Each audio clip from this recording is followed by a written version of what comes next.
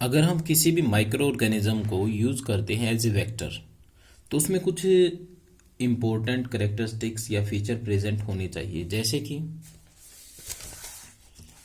ओरियार, origin of replication. ये reason हमारे vector में प्रेजेंट होना चाहिए। वेक्टर जो पहले बताया था आपको कि जो डीएनए को ट्रांसफ़र करने के लिए हम अगर होस्ट ऑर्गेनिज्म में डीएनए को ट्रांसफ़र करते हैं तो उसके लिए हमें जो डीएनए चाहिए जो ट्रांसफ़र कर सकता है, कैरियर की फॉर्म में यूज़ किया जाता है, उसे वेक्टर डीएनए कहेंगे।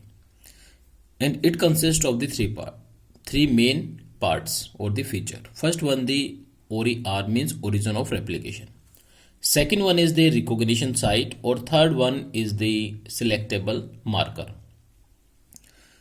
ORR means origin of replication.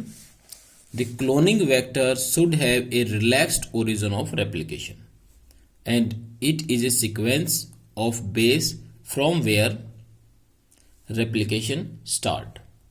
Means एक ऐसा सीक्वेंस जो डीएनए में प्रेजेंट है, मान लीजिए हम यहाँ से करते हैं।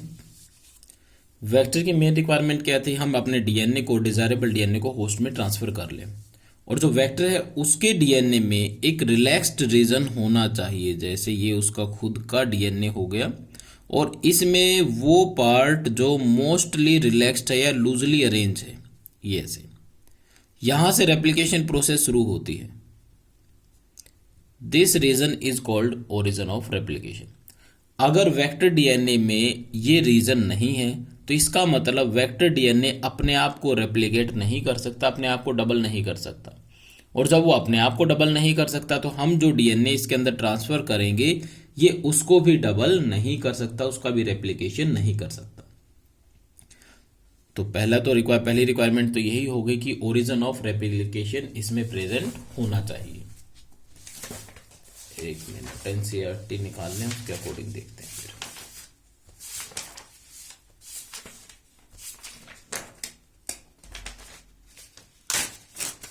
ये देखिए, miss this sequence where the replication start और any DNA which link to this sequence, जो भी डीएनए हम सीक्वेंस से ऐड करते हैं, अटैच करते हैं, can be made to replicate within the host cell, and this sequence also responsible for controlling the number of copy of the link DNA. जो DNA हम इसके साथ अटैच करेंगे उसकी कितनी कॉपी बनानी है वो इसी पर डिपेंड करता है।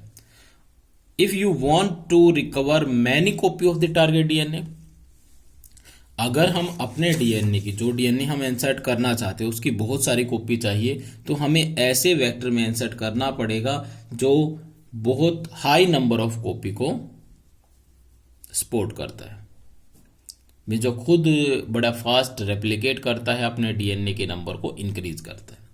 उसके बाद सेकंड आता है ओरिजिन ऑफ रेप्लिकेशन, नहीं सॉरी, रिकॉग्निशन साइट।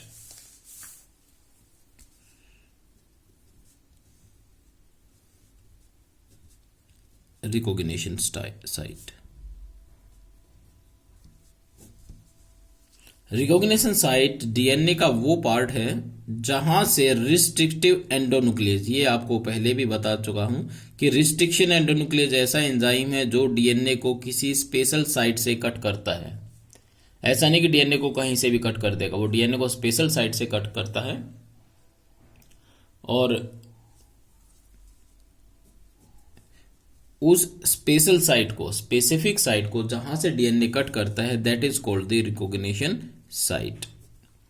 अब मान लीजिए किसी डीएनए में रिकॉग्निशन साइट बहुत सारी है, ये एक रिकॉग्निशन साइट है, 2 साइट है, 3 है, 4 है, 5 है, तो जो हमारा रिस्ट्रिक्शन एंडोन्यूक्लियस एंजाइम है वो हर एक साइट से कट करेगा।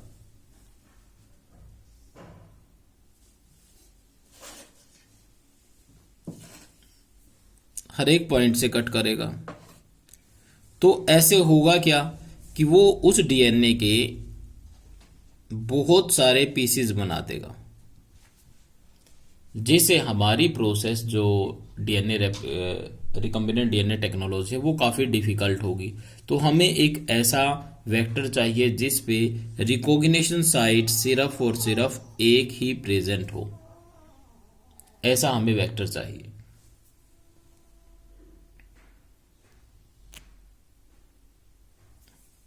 देखें इसमें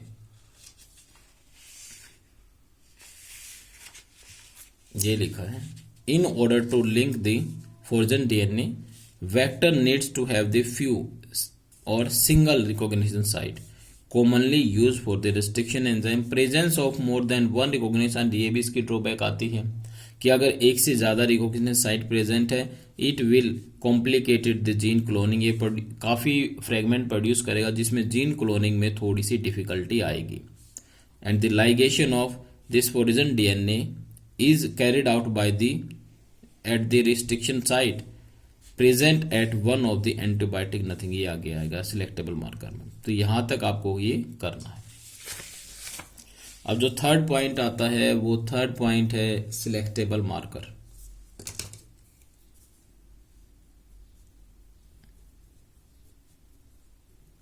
selectable marker the special gene which are used, जैसे नाम से ही आया है, वे जो सिलेक्शन के लिए यूज की जाती है, which are used to separate the recombinant from the non recombinant. अब एक कल्चर मीडियम में आपने कुछ ऐसे ये होस्ट ऑर्गेनिज्म आपने रख दिए, या फिर वेक्टर मान ले, वेक्टर आपने रख दिए और इसमें हमने डिजायरेबल जीन को ट्रांसफर कर दिया मीडियम में, ये हो गई डिजायरेबल जीन। डिजायरेबल जीन को पहले ट्रांसफर करना है वेक्टर में, तो हुआ क्या कि जो फर्स्ट, सेकंड और थर्ड, फर्स्ट वेक्टर में जीन ट्रांसफर हो गई, सेकंड में जीन ट्रांसफर नहीं हुई और थर्ड में भी जीन ट्रांसफर नहीं हुई, सिर्फ एक में जीन ट्रांसफर हुई है। तो ये बन गया आर डीएनए, इसका जो डीएनए वो आर डीएनए में कन्वर्ट हो गया। और अब इस वेक्टर को हम नाम देंगे recombinant vector.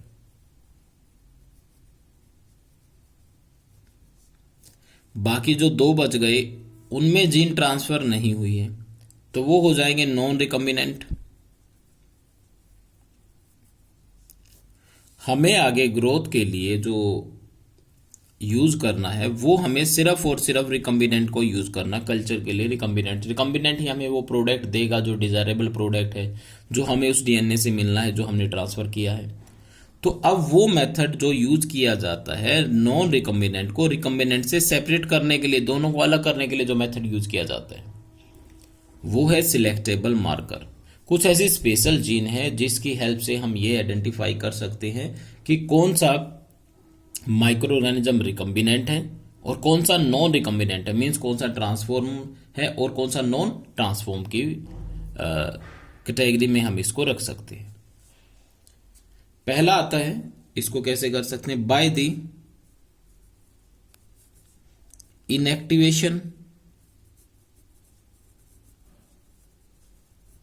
of antibiotic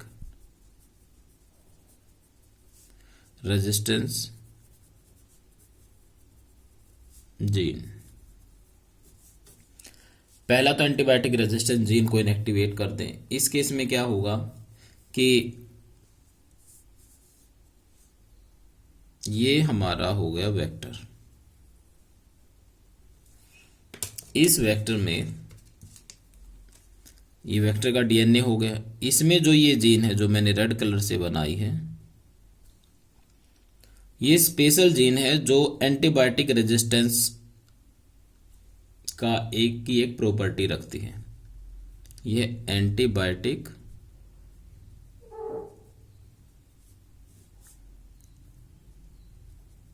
resistance gene.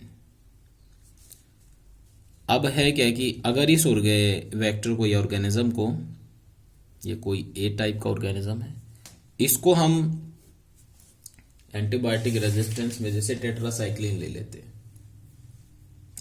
इसको टेट्रासाइक्लिन मीडियम में रखते हैं,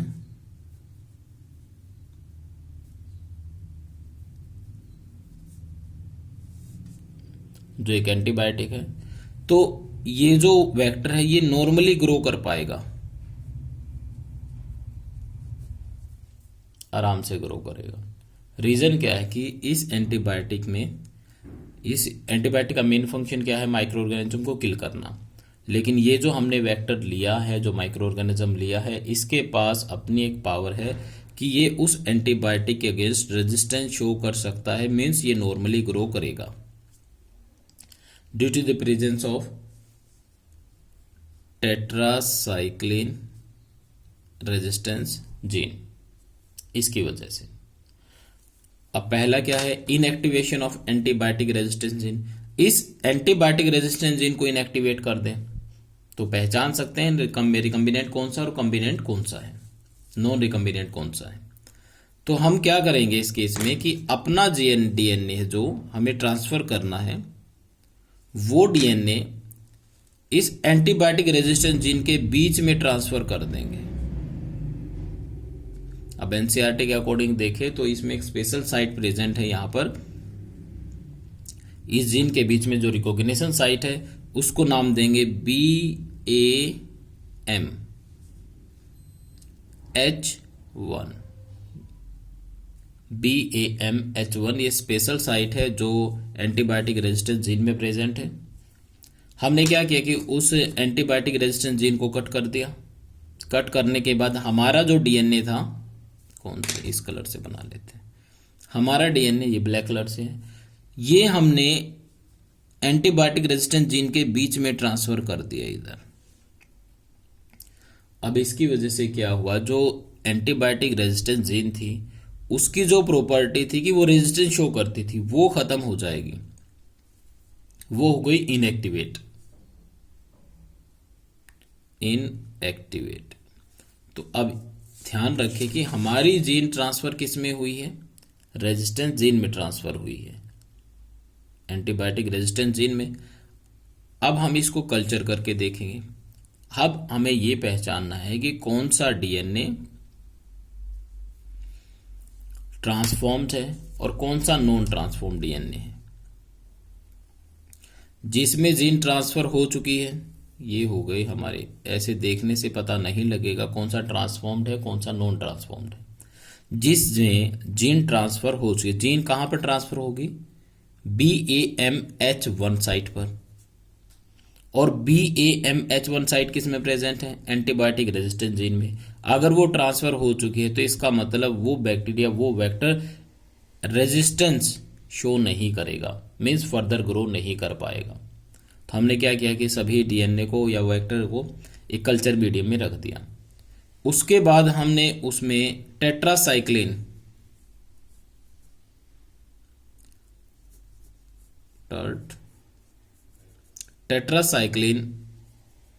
जो एंटीबायोटिक थी वो डाल दी। तो इसमें हुआ क्या, जिसमें डीएनए ट्रांसफर हो चुका था वो जीन तो हो गई इनएक्टिव, मीन्स वो वेक्टर ग्रो नहीं कर पाएंगे। सिर्फ वो वेक्टर ग्रो कर पाएंगे जिसमें ट्रांसफॉर्मेशन नहीं हुई। तो ऐसे हम इसको पहचान सकते हैं, आइडेंटिफाई कर सकते हैं कि कौन सा ट्रांसफॉर्म्ड है और कौन सा नॉन ट्रांसफॉर्म्ड है। और इस वेक्टर का नाम याद रखना जो हमने इस प्रोसेस में यूज किया है, PBR322। इसकी resistance gene tetracycline resistance gene और उसकी रिकॉग्निशन साइट BAMH1, इसको यूज किया। तो एक तो ये मेथड यूज किया जाता है जिससे हम आइडेंटिफाई कर सकते हैं। एनसीईआरटी में देखें एक बार क्या लिखा है इसके बारे में। देखिए, रेजिस्टेंस जीन, दो रेजिस्टेंस जीन प्रेजेंट होते हैं, हमने एक को यूज किया। For give you can ligate the foreign DNA at BAMH1 site of tetracycline resistant gene. In vector PBR322, the recombinant plasmid will lose the power of tetracycline resistance due to the insertion of foreign gene को या part को DNA को जैसे insert करवाते हैं gene में तो इसकी जो रेजिस्टेंस पावर है वो खत्म हो जाएगी। But can be selected from the non recombinant, लेकिन इसको नॉन रिकम्बिनेंट से सिलेक्शन के लिए यूज किया जा सकता है। from the medium. The transformed growing on the ampicillin containing medium, जो ट्रांसफॉर्म हो चुके हैं. अब तो ये होगा, इसमें तो क्या लिखा है कि टेट्रासाइक्लिन पे तो ग्रो नहीं कर पाएंगे, लेकिन अगर हम एम्फिसिलिन पे देखें, दूसरी जीन एंटीबायोटिक है एम्फिसिलिन, एंटीबायोटिक पे वो सभी नॉर्मल ग्रो कर पाएंगे, चारों के चारों जो इसमें हमने 4 लिए हैं, चारों नॉर्मल ग्रो कर पाएंगे, क्योंकि हमने सिर्फ उस टेट्रासाइक्लिन रेजिस्टेंस जीन को डिस्टर्ब किया है, न कि एम्फिसिलिन रेजिस्टेंस जीन को डिस्टर्ब किया है. एक इसके बाद हमारे पास सेकंड मेथड आता है, जिससे हम आइडेंटिफाई कर सकते हैं रिकम्बिनेंट को नॉन रिकम्बिनेंट से. ये भी हमारे एनसीईआरटी के अकॉर्डिंग, इधर से आप इसको पढ़ के देखना, यहां से लिखा है इंसरेशन इनएक्टिवेशन, एक ही मेथड आता है. इसकी रीडिंग कर लेना, आप देखते हैं इसमें कैसे लिखा है. नाम है इसका सेकंड पार्ट, बाय यूजिंग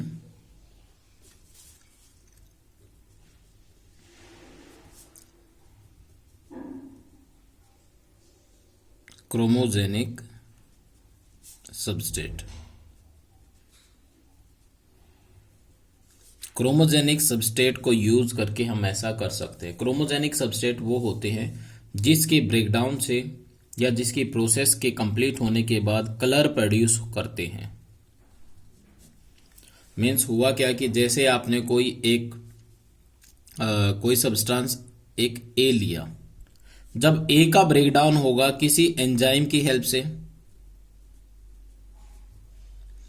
और उससे प्रोडक्ट बनेगा बी प्लस सी, ये बन गया. तो बी प्लस सी प्रोडक्ट बनने के बाद उसमें कलर प्रोड्यूस होगा, और कलर की पहचान ही ये होगी कि अगर कलर प्रोड्यूस हुआ है तो इसका मतलब उसका ब्रेकडाउन हुआ है. ये हो गया. अब इस केस में क्या करते हैं, हमारे पास एक जीन है, सिर्फ जीन बनाएंगे इधर. हमारे पास एक जीन है जो प्रोड्यूस करती है बीटा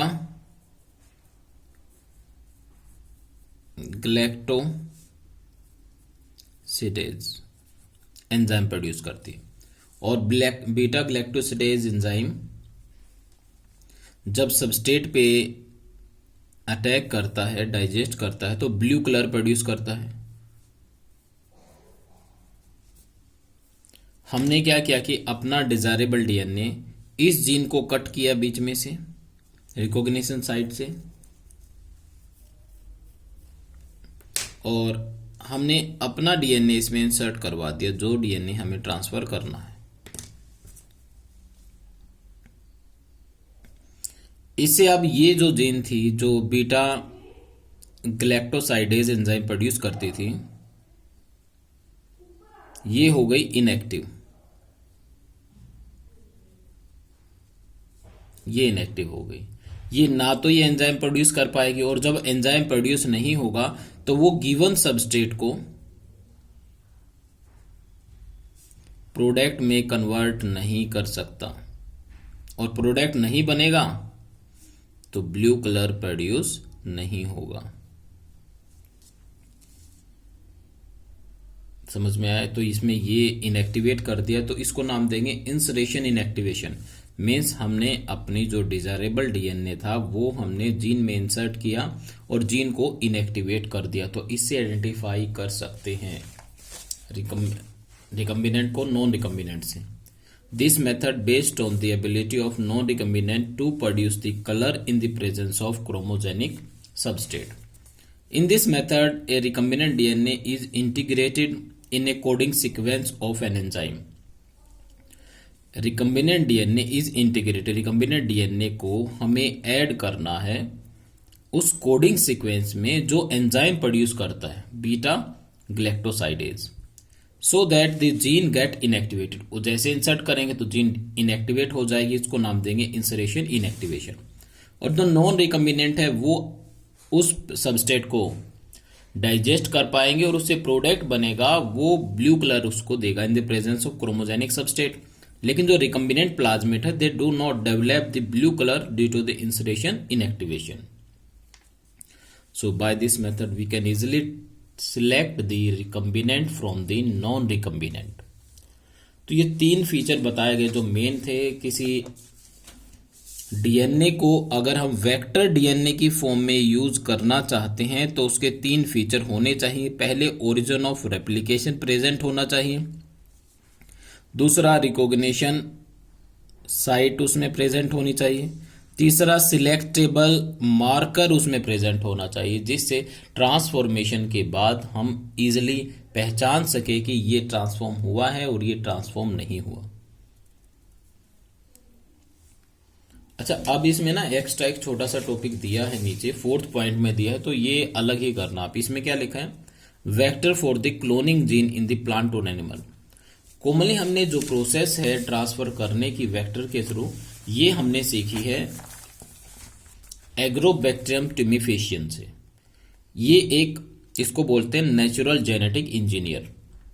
एग्रोबैक्टीरियम ट्यूमिफेशियन एक बैक्टीरिया है जो सॉइल में मिलता है और ये प्लांट को अफेक्ट करता है। पैथोजेनिक बैक्टीरिया है जो broad leaves plant, tobacco plant को अफेक्ट करता है, जस्ट लाइक टोमेटो, सोयाबीन और सनफ्लावर और कॉटन जैसे जो प्लांट है उनको अफेक्ट करता है। और ये जो एग्रोबैक्टीरियम है ये कुछ ऐसे करता है, प्लांट्स में तो मिलता ही है, सॉइल में तो मिलता है, और ये प्लांट्स की सेल पे अटैक करता है और अपने डीएनए को प्लांट्स की सेल के डीएनए में ट्रांसफर कर देता है। और वहां पे जो वो सेल थी, जो पार्ट था डीएनए का, जो पार्ट है जो उसने ट्रांसफर किया है, अपने प्लाज्मिड को ट्रांसफर कर दिया। अब वो प्लाज्मिड क्या करेगा, वो ग्रो करेगा और जो प्लांट है उसकी सेल्स अब नॉर्मली ग्रोथ करना, डिवीजन करना शुरू कर देगी, जिससे उसमें एक ट्यूमर बनता है। हुआ क्या कि देखिए, जो ये बैक्टीरिया है एग्रोबैक्टीरियम ट्यूमिफेशियम, सॉइल में मिलता है, ये प्लांट की सेल को अफेक्ट करता है। अपने डीएनए का एक पार्ट, इसका जो प्लाज्मिड है, प्लाज्मिड डीएनए का एक पार्ट वो ट्रांसफर कर देता है प्लांट सेल में, और प्लांट सेल के डीएनए को एक्टिवेट कर देता है और वो फर्दर जो उसका डिवीजन है उसको फास्ट कर देगा, जिससे group of cells number increase होंगे और उससे एक ट्यूमर बनेगा। और इस पार्ट को, डीएनए को जो ट्रांसफर किया गया है, इसको नाम देंगे टीआई प्लाज्मिड। यहां से हमने सीखा था कि हम वेक्टर को या बैक्टीरिया को या किसी भी डीएनए को, प्लाज्मिड को यूज कर सकते जब ये बैक्टीरिया एग्रोबैक्टीरियम ट्यूमिफेशियन अपने डीएनए को ट्रांसफर कर सकता है प्लांट की सेल में।